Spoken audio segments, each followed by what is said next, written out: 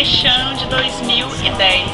E ainda nas comemorações do nosso aniversário, nós queremos nesse mês de agosto convidar você a participar da reinauguração da Lanchonete Shalom, um ambiente onde você pode encontrar um ambiente agradável, onde você vai encontrar comidas gostosas, comidas deliciosas, feitas com muito carinho para você. Também música ao vivo, um local aberto onde você pode trazer a sua família, seus amigos, vir aqui e conviver de uma forma diferente.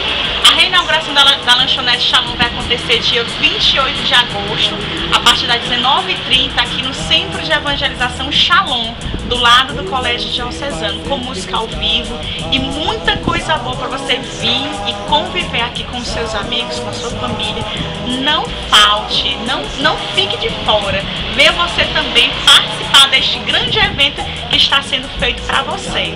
Relembrando, dia 28 de agosto, a partir das 19h30, no Centro de Evangelização Shalom, do lado do Colégio Diocesano. Deus lhe abençoe. Shalom para todos.